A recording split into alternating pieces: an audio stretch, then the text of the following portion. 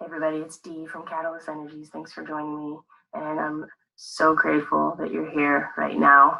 I'm here to talk about the new moon in Sagittarius, November 26th, 2019 at 10:05 Eastern Standard Time. That is 7:05 Pacific Standard Time and 3:05 UK time. And we have the moon and the sun at 4 degrees and 5 minutes of Sagittarius. As I'm recording this, it's actually the 25th, and within the last hour, Venus has actually gone into the sign of Capricorn, and we're still in a dark moon in Scorpio. The moon is going to move into Sagittarius at 3 a.m. roughly Eastern Standard Time, so just around midnight on the West Coast. And from there, we will still have a dark moon, but the energy will start to shift a little bit from that dark Scorpio energy, the deep dive into the subconscious, and the moon will start to move through the sign of optimism and the bigger picture and fortune and abundance and luck. And so there's going to be some interesting transits along the way that I'm going to talk about when I show you the screen. But it has been challenging today, especially as the moon has gone forward off course. That means it needs no major aspects to any planets before it changes sign. And that happened at about noon-ish on the East Coast. And so as that's been progressing, I know for me personally, I could really feel the need to take a step back and stop pushing so many things. There have been a couple roadblocks for me personally that have been frustrating, and there have been some major disruptions with people close to me that I'm very close to within my household that I'm holding space for as well. And regardless if it's small frustrations or large life changes, I don't think any of us are able to escape what's happening right now. So let's go to the chart and kind of take a look at what's going on here and get a deeper sense of what to expect from, oh, that's not what I wanted. Here we go. That's what I want. All right. So we have, like I said, the sun and moon conjunct. That means they're lined up at 4 degrees 5 minutes of Sagittarius.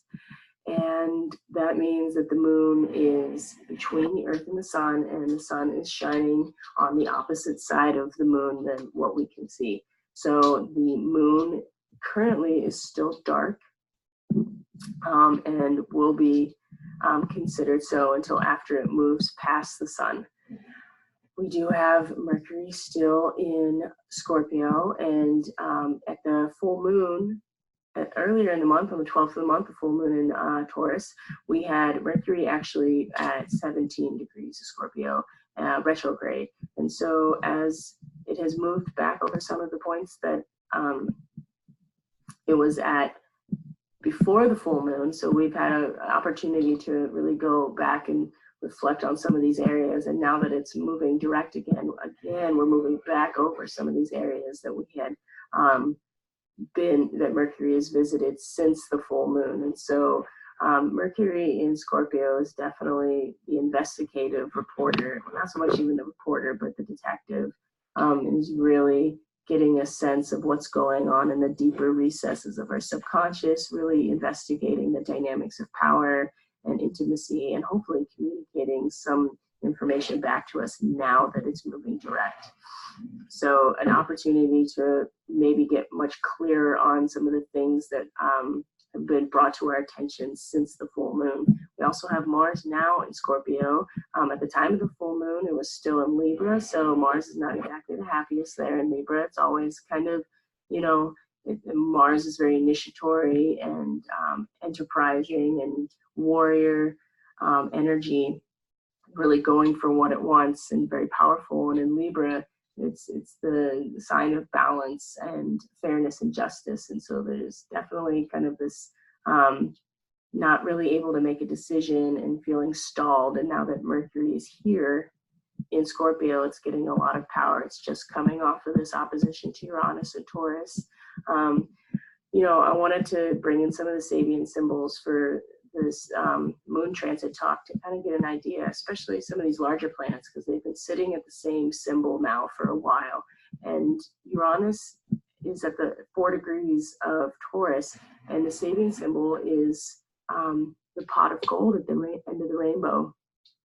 And quick overview of the Sabian symbols: they are in the earlier 20th century, a medium named Elsie Wheeler channeled an image for each degree of each zodiac sign, and then it was then transcribed and expanded upon, explained, and given a given form, basically, and articulated to give an idea of what these images could be as far as an archetype, right? Because an archetype is just a symbol.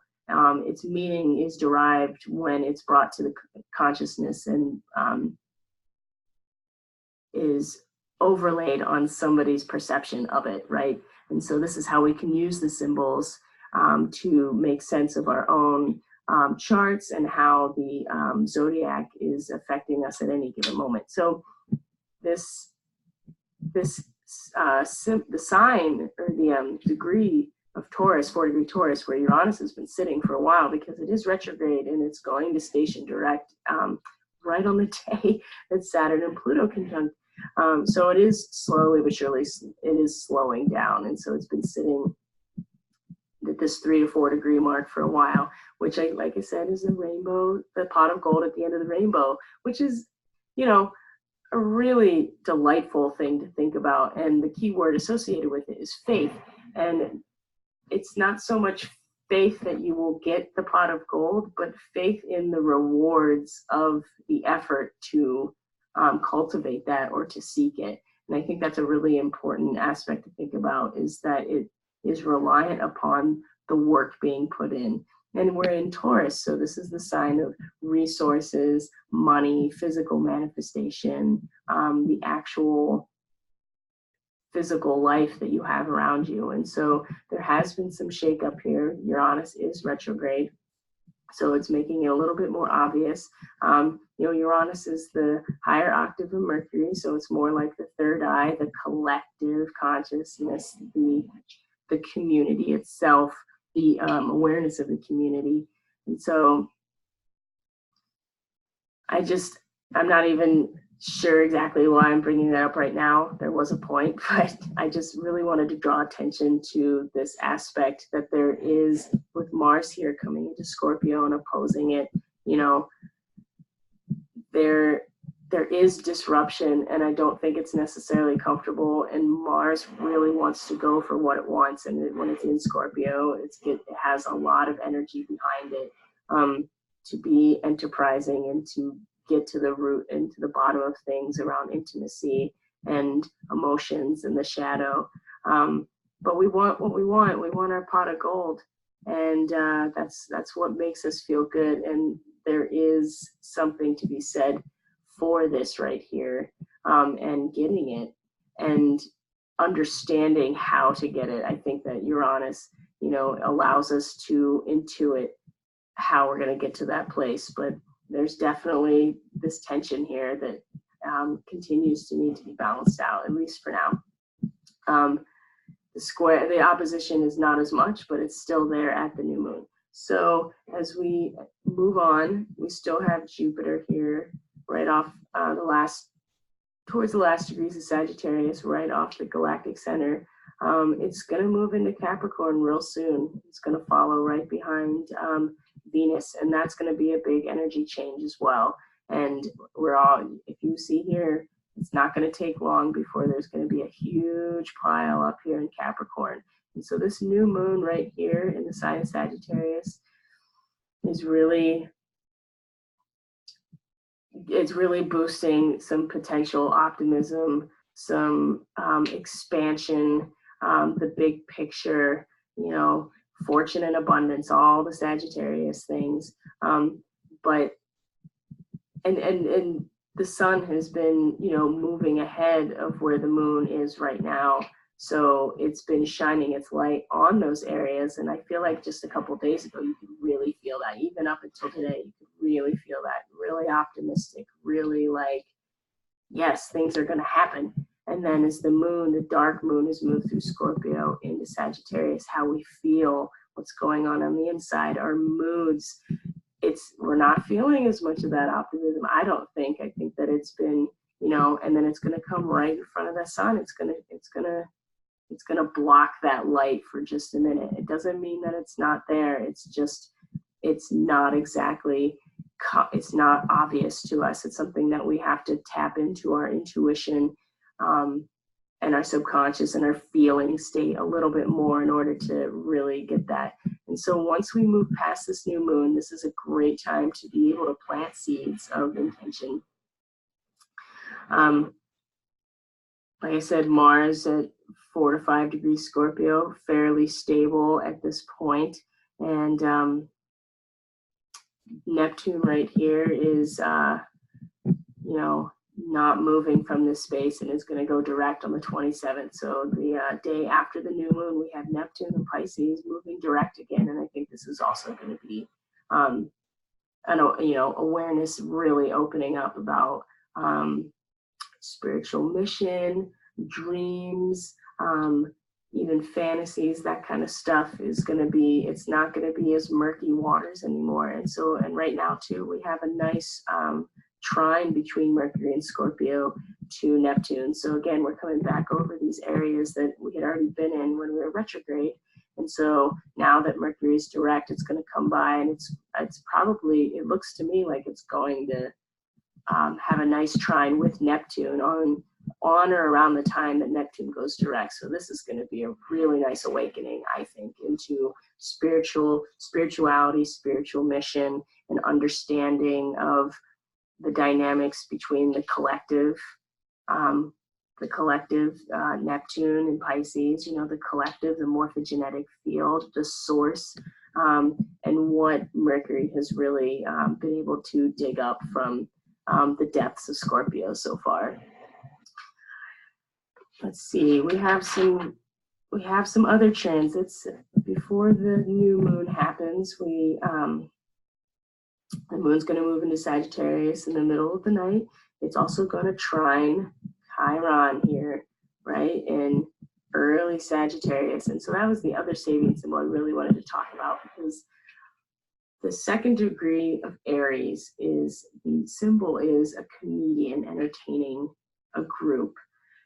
And the reason I find this really important is because the comedian represents this archetype of the jester. And the jester was the only person in the royal court that was able to criticize the king without retribution. They were the one that was able to use humor in order to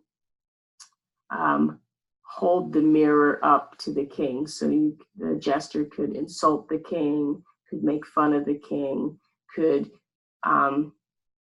laugh about things that otherwise would be inappropriate from anybody else. And it was the role of the jester to do that in order to keep the king honest and to make sure that the king was being real with himself and able to face himself. And so in modern times now, that is also the role of a stand-up comedian.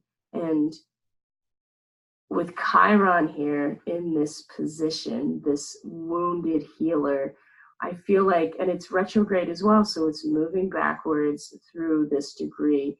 So making it more obvious, maybe even distorted, depending on what's going on for you.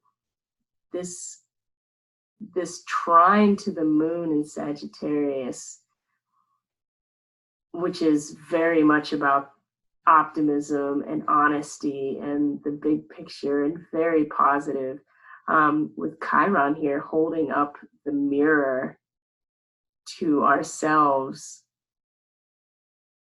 I feel like there's so much potential here to really take a hard look at ourselves and find some humor in it, like, and not necessarily laugh at ourselves, but be honest with ourselves. Allow that mirror to reflect back like where we need to grow, and laugh about it, not take it so seriously. I think that, you know, it's always so serious with Chiron. It's the wounded healer. Oh God, you know, where are my wounds and how am I going to save the world with what I've learned?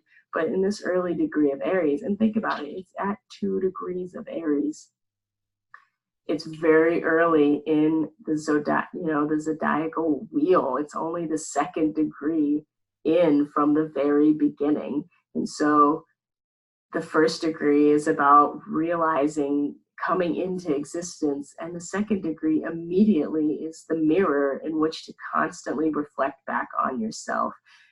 And the comedian is the mirror, and the word is release. And it's because when you go to see a comedian, they sometimes talk about things that are inappropriate or off color or even triggering. But the fact that they are using humor to draw your attention to those things allows the collective to be able to release the pain and the discomfort around those issues by laughing. And that's what a good comedian does. Now, regardless of what you think about comedy now and its usefulness in the collective, it has become more of a struggle for stand-up comics to be able to do their job in certain venues, because people are not as willing to accept or tolerate the humor that is dark, and the humor that does point out where we're flawed, what's going on in society.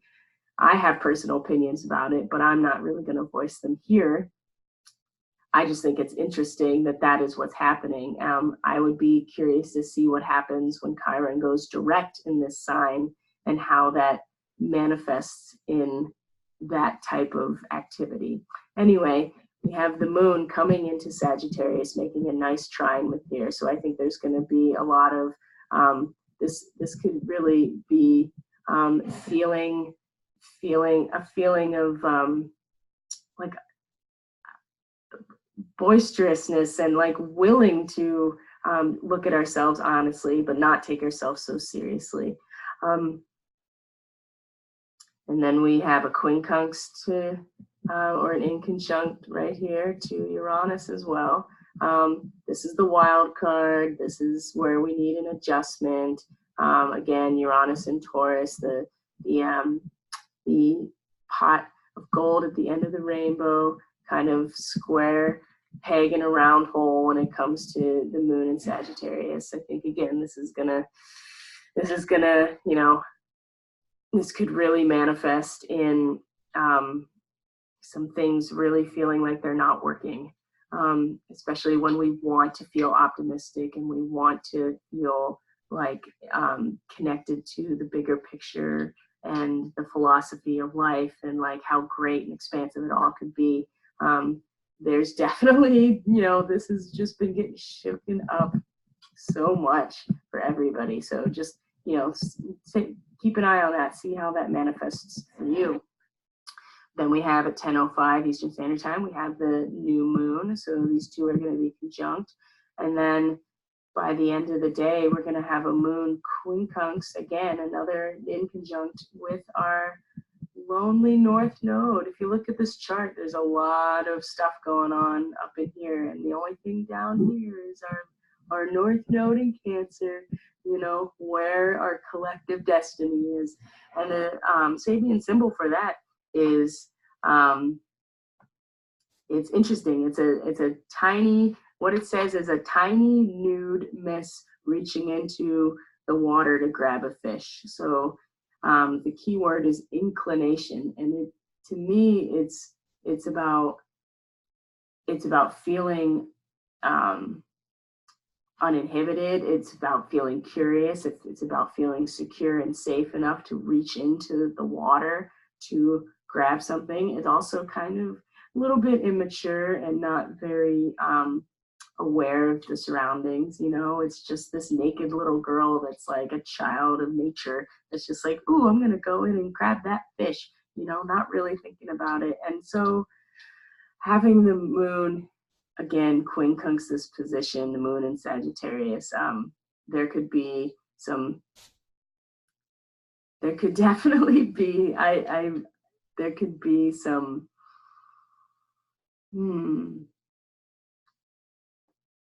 our drive for the ability to really grab onto and hold, you know, the emotional self, I think is really going to be not really matching up where that moon in Sagittarius is, especially after it's become the new moon and beyond. So and just like anything, you know, astrology is a constant, it's a constantly evolving practice. And every time you think about it, every time you look at a chart, every time you channel information, it evolves and becomes deeper, and new things occur to you. So I'm sure even by tomorrow, this will make even more sense to me. So the next day, the 27th, we're going to have Neptune is going to station direct. The moon is going to square it, and we're going to have Venus squaring Chiron. So it's just going to keep getting a little weirder. And then by Thanksgiving Day, there are a ton of transits. And some of the most important ones are the moon conjuncting Jupiter before it moves into Capricorn, and then conjuncting Venus. And so, and then the moon also moving into Capricorn as well. So this is going to change the energy considerably, I think. And with Venus and Capricorn right now, we can really feel this desire for stability in things like our relationships, our surroundings, our resources. And Capricorn is not, it is not fluid at all. It is inflexible. In fact, the first degree of Capricorn, that is the Sabian symbol word, is inflexibility. It is very much about, this is what I want, this is how I want it to be structured, and I need it to be stable in order to feel safe.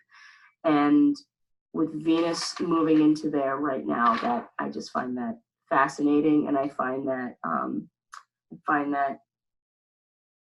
representative of things to come. So I think I've gone on long enough, guys. I really appreciate you taking the time to be here. Please leave any comments if you would like.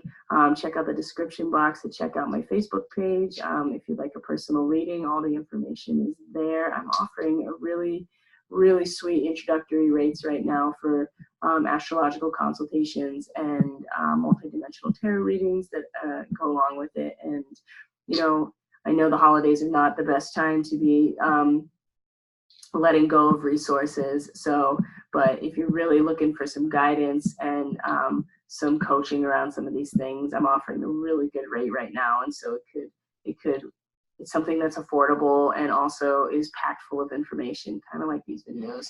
So I really appreciate everybody being here. Thanks for checking it out. Definitely hit subscribe, like, and you can also hit the notification bell so you can know when I upload videos to YouTube. All right, guys, take care. Have a good new moon, and I will talk to you sooner than later.